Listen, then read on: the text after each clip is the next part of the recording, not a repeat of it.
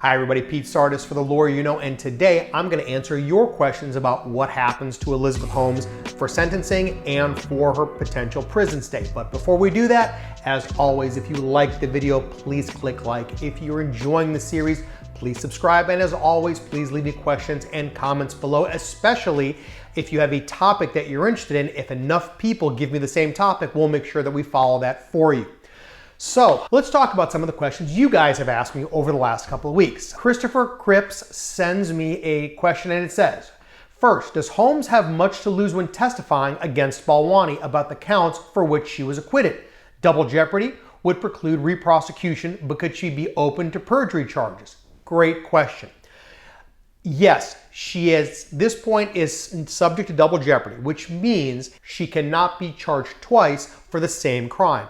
But she is still subject to perjury, and between you and me, I believe she's got a lot to lose if she were to testify for Sunny Balwani.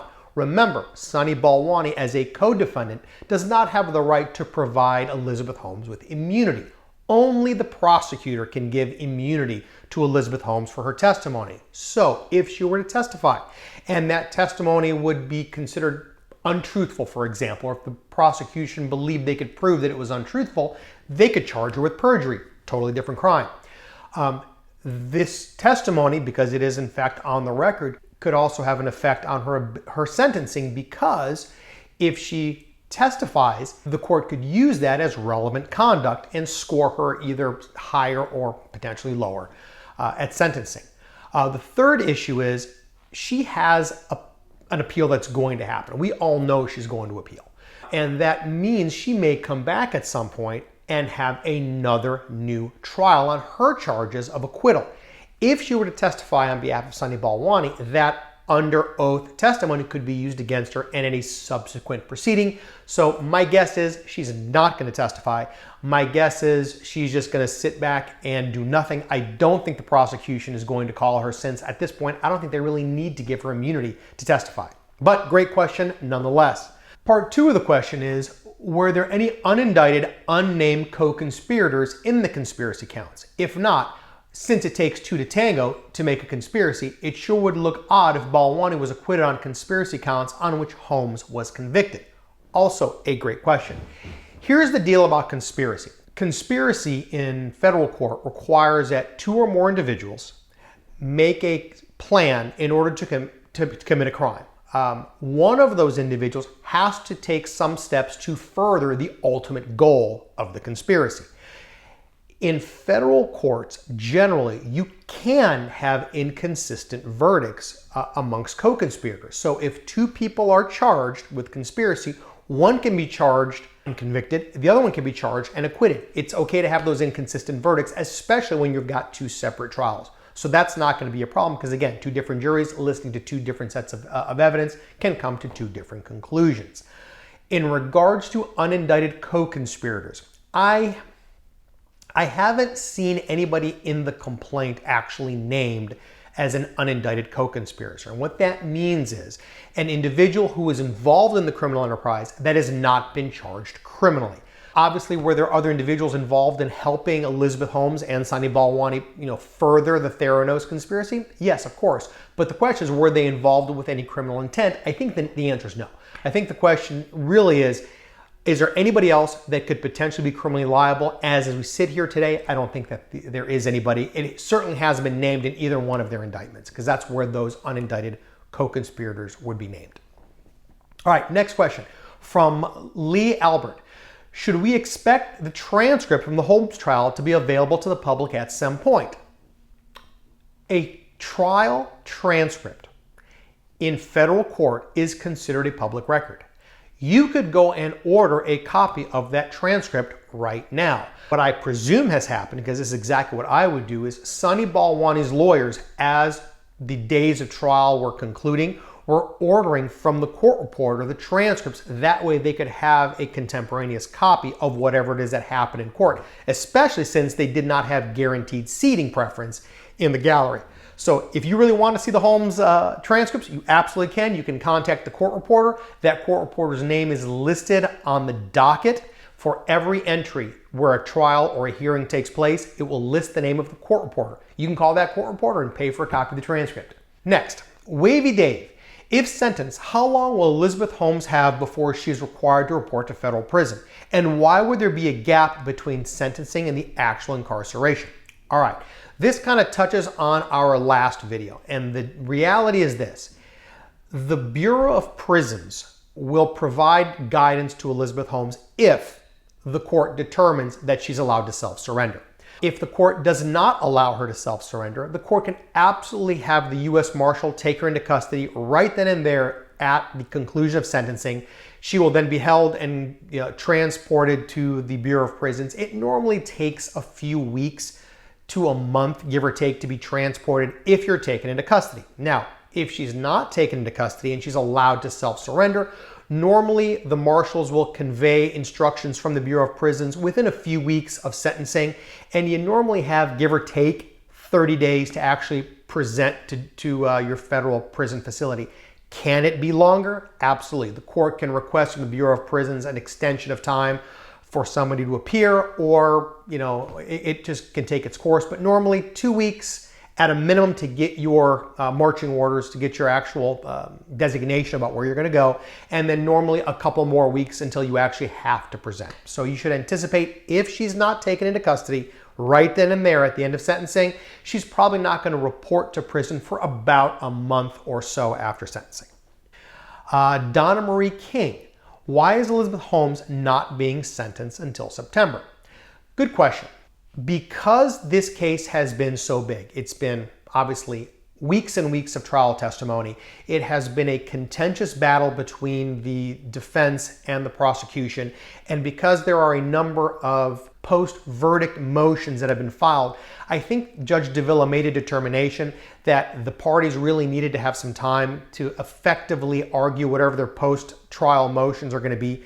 Motion for a new trial, motion for judgment of acquittal, things like that. And also, he gave the prosecutor, the defense, and the probation department sufficient time to be able to prepare a pre-sentence report for sentencing. So, did he have to wait all the way to September? No, I don't think so, but I believe between the fact that Elizabeth Holmes has a young baby, the fact that it's a complicated case, the fact that he recognizes there's a lot of stuff that's going to happen between the rendering of the verdict and the time when she's going to be sentenced, I think the judges realized, let's give everybody the time they need, and that way you don't have to just keep adding continuances onto a sentencing. So September is really a little bit longer than what we would normally see, but I understand why Judge Davila did it in this case.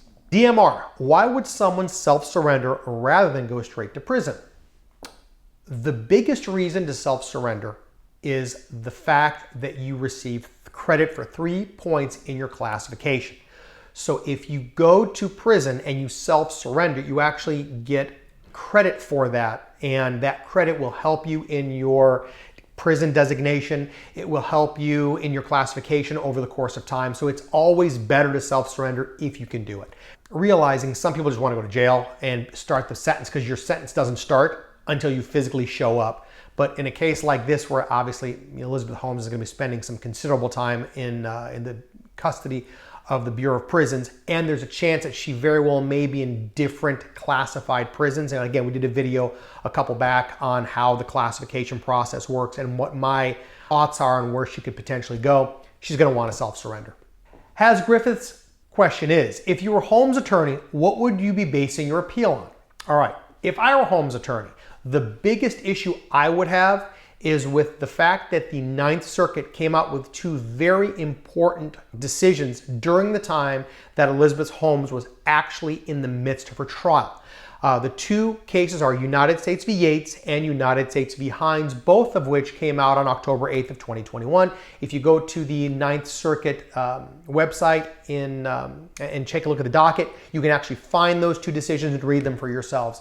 The reason this is important is Elizabeth Holmes was tried in the federal district in California. The Ninth Circuit is the appellate court for that federal district. So what happens is these opinions become binding, or their opinions become something that the courts have to consider.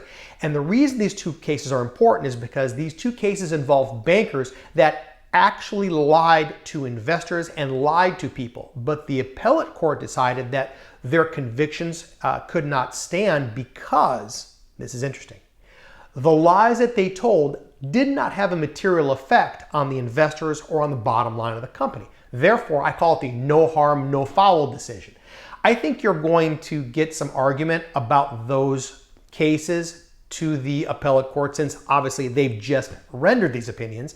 I think there's going to be a lot of discussion about them. The question is going to be whether these very, very astute, multi-millionaire, billionaire in some circumstances, investors were anyway affected by Elizabeth Holmes' words. The truth of the matter is, this is going to be issue number one. In addition, I believe that we're going to have some sentencing appeal issues. For example, I think that the fact that Elizabeth Holmes' sentencing guideline goes beyond the limits of the sentencing guideline score sheet itself, that's kind of a big deal. So the court is going to have to make some balancing decisions about how much time he's going to give her. I will tell you, if the court maxes her out, my guess is appeal issue number two is this sentence is too restrictive based on the facts of the case, and really, but for the dollar amount of loss, we wouldn't be in this situation. Other than that, I think there's going to be a lot of secondary appellate issues regarding decisions that were made, and they're going to be cumulative, meaning the cumulative effect of the court making all of these series of decisions somehow precluded Elizabeth Holmes from having a fair trial. So that's kind of where I think this is going. But issue number one is going to be that Yates and Hines case. Okay, Kurt Laura, can you talk about what happens when you are, for example, intimidated or abused in prison? If other prisoners pick on you, what can you do? Don't fool yourselves. Intimidation, abuse, all kinds of abuse happen in prisons. There's no doubt about that. My perception from doing this for 20 years and having contact with clients that have been in the Bureau of Prisons indicates that when you get to a level of low or minimum security, a lot of those inmates are nonviolent, they're white-collar offenders, they're educated. For the most part, they're all there because of some fraud case. The abuse or the possibility of being abused reduces significantly. But the Bureau of Prisons has an entire internal prison, let's just say legal system, and if you feel that you're being abused or you're being subject to harassment or something of that nature, you have the right to make a complaint, and of course the prison will evaluate it. Now, recognize that in higher classifications, like in maximum and high security facilities where there's a lot of drug dealers, gangsters, people like that, let's just say people in a socioeconomic demographic where violence is the result, a lot of people don't actually report these things, and they kind of use self-help. In other words, you'll see people beating on each other, you'll see stabbings and shooting. Well, they won't see shootings. You'll see stabbings, you'll see beat downs, things like that. But again, when you get into this area of lower classification, like minimum and low facilities, most of those people, number one, they're not prone to violence. And number two, even if they are, they recognize that if they screw it up in prison, they're going to lose their privileges in being in that lower classification. And that is just not something normally people are willing to risk. But yes, there is an entire system in the Bureau of Prisons for airing out those grievances. And the Bureau of Prisons does take it very seriously. And they do attempt as best as they can to avoid the possibility of intimidation or any sort of abuse in the prison system. Commercial modeling for everyone, Fido2 asks, possible she gets home sentenced because of the baby? No. The Bureau of Prisons does have a system for expectant mothers and new mothers. There is a system in place where they are given an opportunity to bond with those children outside of the actual walls of the prison itself. At this point, Elizabeth Holmes, unless she's currently pregnant when she goes to the Bureau of Prisons, is probably not going to get any type of home detention. She does score prison. I expect the court is going to sentence her to prison. I expect that she's going to be allowed to self-surrender, and she's going to be going to prison sometime in October, potentially, or November of 2022. All right, next.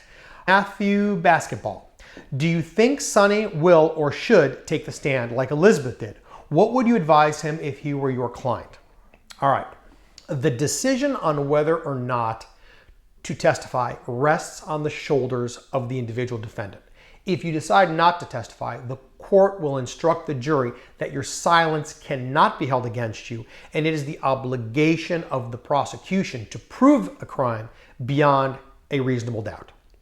If you do decide to take the stand, you are subject to the exact same rules as any other witness. So if it were me, I would prepare Sunny Balwani to testify. I would make sure he has his facts straight. I would make sure we had a tempo in the conversation of attorney versus witness. I would be sure that he was prepared at any moment to get up on the stand and tell his story. A lot of lawyers will tell you that the jury almost wants to see a defendant defend themselves, get up there and actually say, hey, let me tell you what happened. But the reality is sometimes the defendant can't, because if whatever they say, you waive your Fifth Amendment privilege when you take the stand. So if the answers, the honest answers, are not good for the defendant, sometimes it's best to just keep your mouth shut and let the prosecution prove their case and attempt to punch holes in the prosecution's case in chief. So if it were me, I would prepare him to testify. The decision of whether or not he does testify would be made after all of the government's evidence was introduced and they rested. Then and only then are you in a position to say, this is what they said. How can your testimony make it better or make it worse? And that's the way you decide whether a defendant should or should not testify. At least that's how I do it. Last but not least, Blaze Bohr. Hey Pete, as time marches forward and Elizabeth Holmes' sentence gets closer and closer, how does the judge know that she won't run to Germany or Switzerland when there is no extradition treaty with the US? The age-old question of what the balancing between the right to bond and the obligation of the judge to ensure the presence of the defendant. All right, let me back up and talk about extradition for a second. The United States and most countries in the world, including all European countries, do have an extradition treaty. What you're referring to is there are certain countries, Germany is a perfect example, who will not extradite their own citizens to a different country for prosecution. But if Elizabeth Holmes or any other defendant were to leave the country, abscond, and they were found in Germany, the United States would ask for Interpol's assistance to have the German authorities transfer that prisoner back to the United States. Now, I'll tell you, I've been in extradition proceedings, international extradition proceedings before. The big issue is whether or not whatever the person is charged with is a crime in that country. For example, if conspiracy is not a crime in Germany, then Germany most likely will not extradite someone to stand trial in the United States for conspiracy because they don't consider it a crime. On the same vein, if a crime in a different country has a substantially different possible punishment, again, that country may refuse to extradite. I'll give you the best example, the death penalty. In many European countries, the death penalty does not exist. Therefore, they will not extradite someone to face the death penalty in the United States. But for the most part, in a case like this, chances are in a financial crime, they would assist, meaning Germany or that country would assist Interpol and the US authorities and have that person brought back. How does the judge know that she's going to show up? Well, the truth is the judge is a human being too. He doesn't. But in federal court, we have something called a signature bond process, meaning unless the court determines that a person is a risk of flight or a risk of violence or at risk of committing another crime, the chances are you're going to get a bond. And in federal court, you don't actually post the bond, meaning like in state courts, you show up, put the money into the court's registry, and then the person's released. In federal court, the vast majority of bonds are signature bonds. And what does that mean? It means someone signs that they're accepting responsibility for your release, and in the event that you don't show up for a hearing or a trial or for sentencing, then they forfeit an amount of money that the court has determined is a reasonable bond. So in this case, I'm guessing Elizabeth Holmes' family has signed for her bond. So if she absconded, meaning she left and tried to flee, they would forfeit that bond, meaning the government would go take whatever monies or property that the family has posted for that bond. At the same time, you've now committed another crime. You've committed the crime of absconding. So at which point you'd be potentially subject to another prosecution. Other than that, I mean, what keeps her from actually showing up to court? The fear, frankly, of retribution from the government, the fear of losing classification, the fear of an additional charge. That's really what keeps her here. And Elizabeth Holmes is very high profile, and I think there's not very many places in the world that she could potentially hide.